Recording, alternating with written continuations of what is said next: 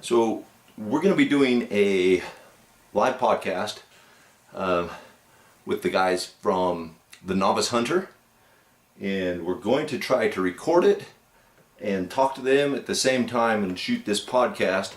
Hopefully the speaker on my phone will be loud enough you can hear both sides of the conversation.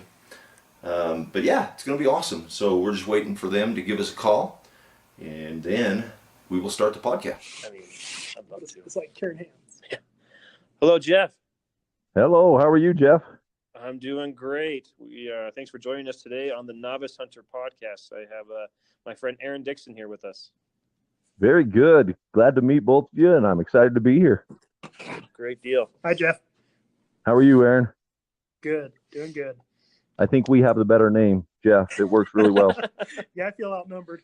All the time I get a Geoff or Geoff. I get that all the time. Well, that's all right. As long as they get close, right? Exactly. So, Geoff, thanks again for joining us. Go ahead and give us a quick introduction of obviously your hunting background, your professional background, if you'd like. Give us a little insight into your family as well. All right, let's do it. Well, born and raised in southern Utah.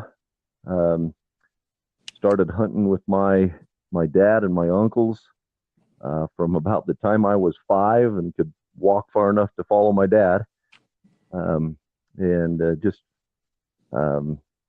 was about 14 years old when I started carrying my own weapon, and I've been a hunter since then, and took my first animal at 14 years old. Of course, it was just a small little 2-point deer, 2-point mule deer. But just fallen in love with it ever since I can remember.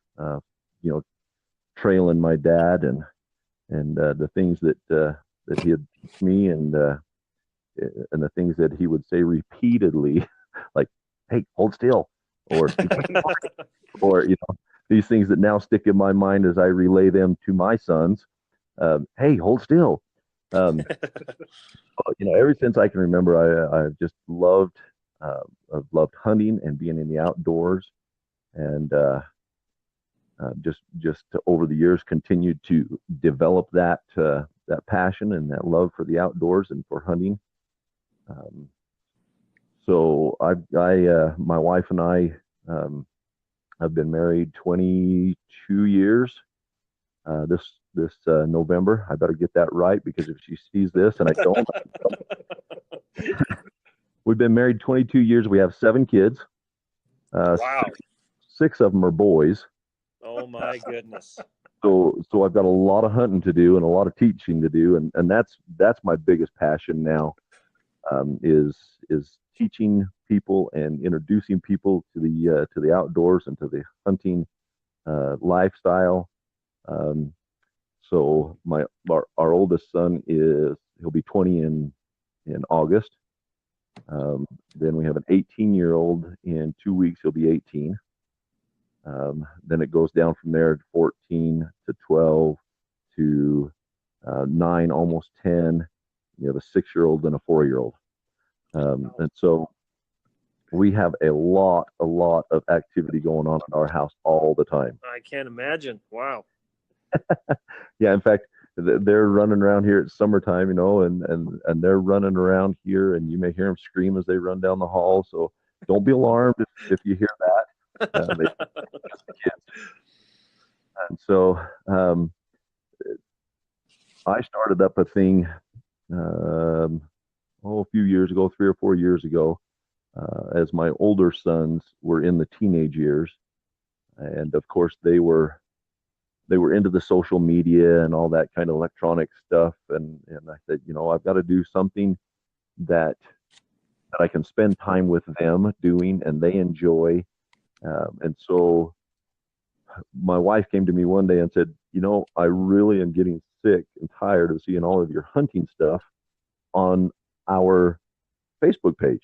Facebook page. And she goes, all I'm seeing is threads of your hunting stuff. I'm not seeing anything else.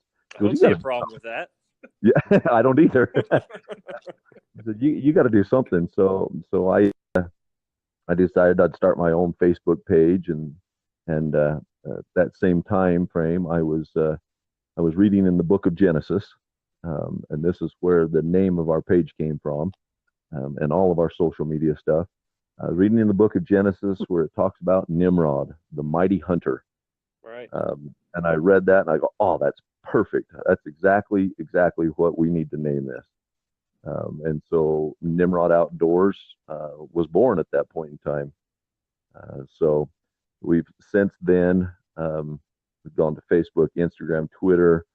My kids even convinced me and talked me into getting a Snapchat. Oh, really? So we are on Snapchat.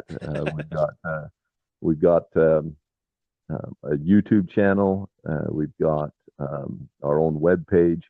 So we've got all the social media things that we've been able to involve our kids in, and we started it, just to have something to do with them, but it's kind of grown into its own little business. We have some apparel and things like that you can buy on our website. But over time, I've realized I'm not in it to make money. I'm in it to spend time with my kids and my family outdoors, and really anyone that wants to come with us. You'll see on some of our posts and our videos and things like that. We'll take anybody that wants to go with us, especially the youth. We love getting the youth out there, and we'll take them out with us.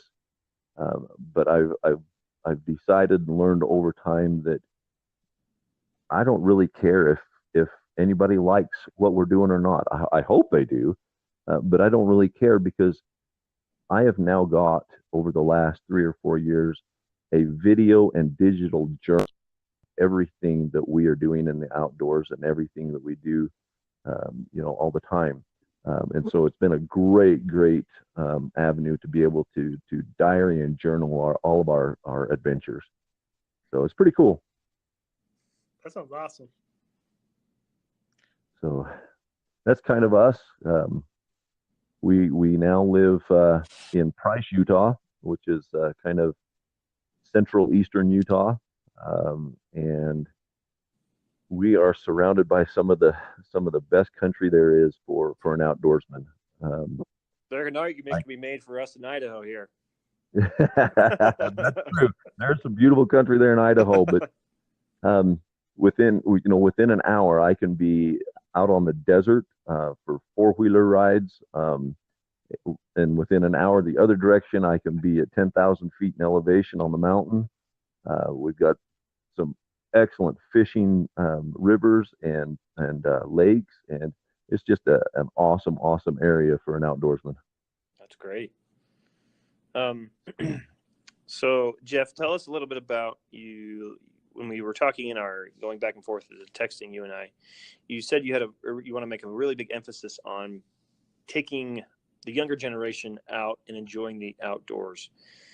So what are you doing to do that? Obviously, you said you're documenting it. You're using social media as a platform to share your experiences outdoors. Are there other activities or organizations or events that you do, especially for youth, or is it just a social media platform? Great question. As you noticed, you may have noticed, I posted up this morning a picture of me and our almost 18-year-old son. He went through his border review last night and received his Eagle Scout Award. Cool. So that was a very, very cool thing. And that's another avenue. We love the scouting program and the things that it teaches these kids about life in general, about the outdoors, the skills that they learn from it. That's another great avenue.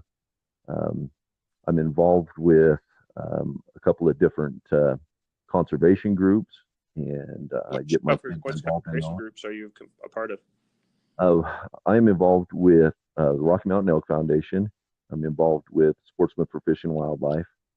Those are the two that I'm in right now. I've been involved with the Mule Deer Foundation. I've been involved with a few others, but those two right now is what I'm involved with, and I just love the things that it teaches my kids about conservation and how we can help the animals and the herds and um, hunters as well. We can help them by helping the animals and the conservation and the habitat.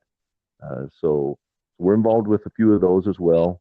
And then you'll see some of our videos on our YouTube channel.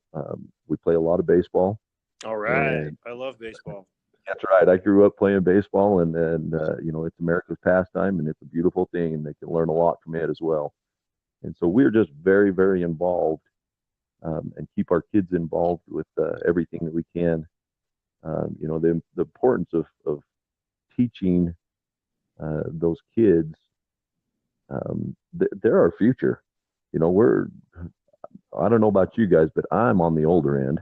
We're in the younger part, I guess. I'm 28. How old are you, Aaron? I'm almost 35. Hey, not too bad. I'll roll on to 45 this year. And so, I've been hunting, 30 years. It's been a long time since I've been hunting, and I plan on hunting into my 90s. Nice. So I'm only halfway there, I guess. You got a lot of hunting left to do. Yeah, the things that we can teach and pass on to the next generation are really important to me. I wrote an article that was published in a magazine not too long ago. It was called Trophy Hunter to Trophy Teacher. Kind of my progressions as I move from a young married man, going trophy hunting, and that's all I was looking for, to now a dad that has boys growing up. I won't exclude my one daughter. She's got a bow, she's got a gun, and she goes out with us just as much as anybody. But now to teaching my trophies a way of life and a passion that I have. And so that's very important to me and the other guys on our team. We have 6 guys that make up Team Nimrod or Nimrod Outdoors, and we're all fathers, and we all love the outdoors, and we love to help the youth and teach the youth, and get them involved in the outdoors. And so when I saw the name of your podcast, I thought, man, that is perfect. We need to talk to Geoff about this, and because it's not just the youth, it's anybody that wants to get involved. If there's somebody out there that wants to go hunting for the first time, I would love to take them and introduce them to the outdoors. Right. And so that's kind of who we are and what we do, and we hope people enjoy the things that we do and share with them. That's a good point. This whole podcast is obviously, it's for me. I want to learn more from experienced hunters. I want to learn more about all the aspects of hunting. But another big component is spreading the enjoyment, some could say even call responsibility to be stewards of the land. And so, I believe there's people and there's men and women my age that maybe have thought about hunting before and they don't know how to get into it, or maybe they have a perception of hunting that could be skewed. And so what the intention of this podcast is to have real conversations with, hunters who have experience, or maybe they don't have as much experience, but the goal is to be talking about it and to spreading, conservation efforts through social media, spreading, stories. I want to document my hunting stories going forward. And actually, Aaron here, he's a coworker of mine, and we've been working together almost a year, right, Aaron? Yep. And Aaron, I've already learned a ton from Aaron just from talking to him, and we actually put in for the same hunt this year. Very good. And Aaron, how would you tell them a little bit about yourself and how many kids you have? Well, Have you got me beat, Aaron? I'm not trying to race you, but I got 5. My oldest is 10, and the youngest is 3 months. Nice. And my oldest is a girl, but I've tried to incorporate hunting into their lives. And she is, well, I guess she's 9. She's turning 10 this year. I call her 10 because I guess I'm thinking for Idaho law, you can start hunting at 10 years old. And so this fall we have a couple hunts planned. I put in for some hunts for her for elk and for deer. And I'm making that transition now where it's not about just me. Now I get to focus on her. Yep, exactly. And it's a fun transition. It's getting them involved, and they've been hunting before. They've helped me clean animals. It's been a family experience. But now I'm passing on what I love with them. And, it's awesome to share that passion, that love with other people, because there's a lot of people that want to know how. I was once one of those people that wanted to know how. And I had to kind of learn by myself and from the people around me, because my dad, he didn't hunt. And so he's not against it. It's just something he didn't do.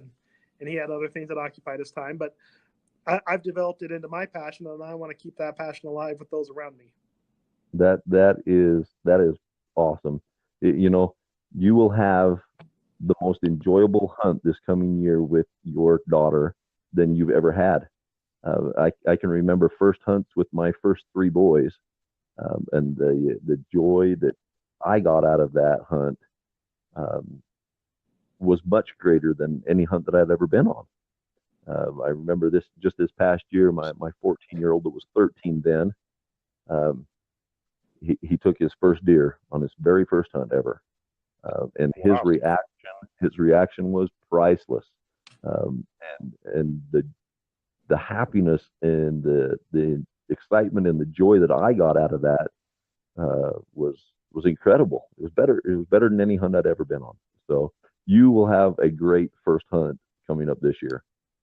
Well, I'm excited. Thank you for sharing that. I mean, because as a first time father guiding his child, it's I'm not sure what to expect. I'm excited. She's excited, and I'm trying to keep everything positive, because the last thing I want is any negative influence, whatever it might be. Correct. That's one thing that in that article I wrote was that you got to have a great amount of patience, because you're used to hunting in a specific way. Yeah. She's only 10. She has no idea about this. Right. And so you're going to have a great amount of patience to teach her the things that you know. To keep it exciting and fun for them, we take a rangefinder with us all the time, of course. And during the middle of the day, when it's slow and boring and you're sitting there glassing, we have a range game, and we'll just pick out different objects, and somebody will range it, and everybody will guess to see who gets the closest to the actual range, and just things like that to keep it exciting and fun, and not so doldrums and hard work and not fun. And but those so, are yeah, also. Oh, sorry. I was going to say that's a teaching opportunity though too. Exactly. And they might not even know it. Exactly. And you turn it into a game, so it's fun for them. Yeah. And so, yeah, things like that you can do to keep the excitement and the energy up, and her enjoying it will just add to your experience. But patience was the number one thing I had to learn, going from a guy that was a trophy hunter to teaching my kids. At one point, I had my boys, they were probably 15, 13, 9, and 7. And I was dragging my first 4 boys out into the hills with me. And one of them was hunting, and the other 3 were just following behind. And I knew darn good and well we weren't going to get a trophy, because, shoot, we were making so much noise, there was not a chance that there was going to be a deer within a mile. But the things that we did to make it enjoyable, in the heat of the day, if you can find a river or something, take your shoes and socks off and put your feet in the river and sit there and talk for a minute with your feet in the river. Just anything you can do like that to make it an enjoyable experience, and your hunt will be one you will never forget for sure. That is great advice. That is really taken to heart, because those are things that I've maybe thought about but didn't quite know how to incorporate it. And now that you say it, it's like, yeah, that's the path. That's the way to go. Yeah. One other thing that you can do, and it'll make them just get into it even a little bit more, involve her in the planning of the hunt. Yeah. Show her on maps. Well, what do you think of this spot? And what do you think of that spot? And where should we go and set to glass? And, things like that. So that from the very beginning, she's involved with the whole process, and it becomes part of her. And then when she gets there, it can say, "Oh, I remembered seeing this mountain on Google Earth, and we're supposed to go around the mountain this way, and behind that mountain there's a pond," and it just becomes part of her. Right. That's great. Yeah. So yeah, there's lots and lots to teach. So Yep. And as you said, the size of the trophy is going to change between my eyes and her eyes, and so it's going to be a fun experience. And the areas where we're allowed to hunt in Idaho, most areas for general season, the youth are actually allowed to take either sex animal. wonderful. Give them that opportunity, and so it doesn't matter if what pops out. It, as long as it's a good ethical shot, and it was fun going through Hunter's Ed with her, because during the hunter education course, it was fun to see her mind working and look back on the things we had talked about and say, well, boy, I shouldn't take the shot because of this, and this. And she, every child is different. She was able to analyze situations better than some of her peers in the same age group, but she's taken it seriously so far. And that's what's fun, is you're seeing it build, and you're seeing the learning process, the building process in her mind. And so, and that's been one of my big pushes always, is get youth involved. And I'm also involved with the scouting organization, and it's fun to see some of these boys actually maybe get some of their first opportunities in the outdoors and experience what it's like. And it's always like, okay, well, can we take it a step further? It needs to be passed on, because we're losing strength in the field of hunting. Yes, we are, and in the field of outdoors in general. Yeah. Yep. We've got young men that will that are in the scouting program that have never been camping before. Never even lit a fire by themselves. Exactly, and absurd.